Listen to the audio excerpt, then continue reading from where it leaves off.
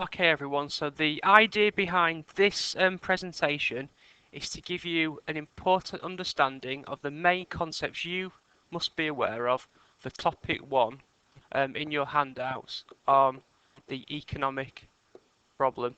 What we're going to do is produce a short revision poster which I believe covers most of the important concepts for your exam in January. So let's start off with a basic definition of what we mean by the economic problem. The problem we have across the globe is that we have unlimited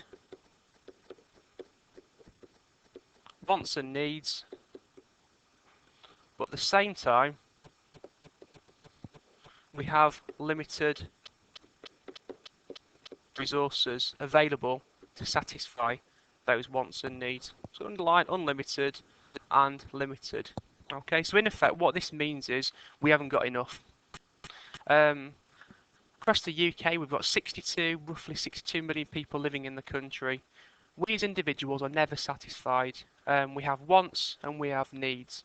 Try and think about needs as the things that we have to have in order to survive. So for example, we all need to eat food, we all need to drink water, we all need to have shelter, we all need to have heat, we all need to have clothing. They're your basic needs. Wants, on the other hand, are things that you would like to have in an ideal world. So things like foreign holidays, the latest video games consoles. You might want to have a bigger house, a bigger car, for example. Clearly, what a good economist would try and do is to satisfy everyone's needs before we start moving on to people's wants. But the problem we have in that any economy across the world, some worse than others, we don't have enough resources with which to satisfy those unlimited wants and needs. So that is our basic economic problem. Let's move on now to what we mean by resources. Now, another name for resources is factors of production. Okay, now we have 4 different factors of production. These are land, labour, capital, and enterprise. Let me just talk very quickly about what these 4 different factors of production are. Land are resources that we take from the ground. We take from the planet, in effect.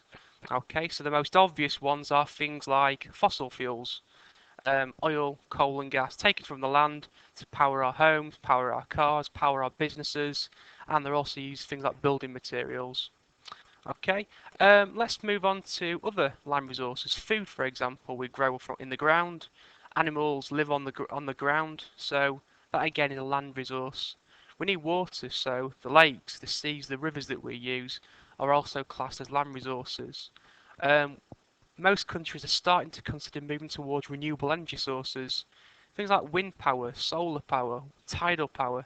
These are again examples of land resources, resources we can use to satisfy our wants and needs. Labour, well, that's clearly the workers in a country. These are the people that produce goods and services.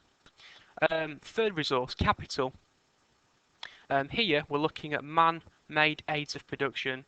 We're looking here at machines that people use in order to make their jobs easier. So for example, a teacher, well, example at the moment is I'm using an interactive whiteboard. I've got a projector, a computer. These are my man-made resources that I use to help me produce a better service for the customers, in effect, so you guys. If you work as an engineer, you will need tools, drills for example, spanners, screwdrivers, so man-made aids of production which make that job easier. Enterprise, we're looking here at the risk takers. These are the people that put together land, labour and capital to produce goods and services. These are businesses in effect. This is done to make profit. So for example, if I was to open up, I don't know, let's say a pizza shop for example, I will combine land, labour and capital in order to produce pizza. So let's take an example of land. I need ingredients for the pizzas. That will be taken from the land. I'll need power, so maybe coal, oil or gas to power the building in which I'll operate my business. I need labour.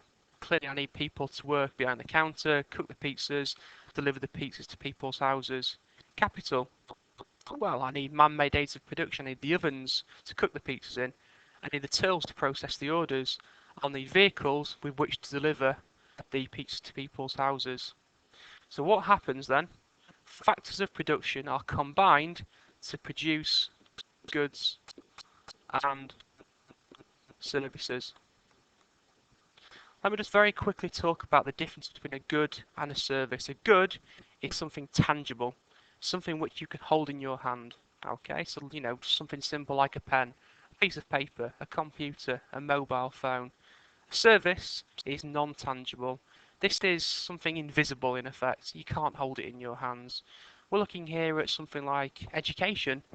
Um, Think about a teacher, they provide a service to students. They combine their labour capital, there'll be some land enterprise used, provide students with education, knowledge in effect.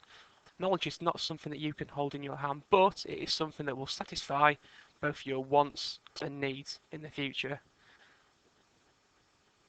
So goods and services are bought by customers across the land to satisfy their wants and needs. So clearly what we should have in any economy across the world is needs satisfied before wants. Later on we'll see this isn't always the case, but this is the process we need to look at.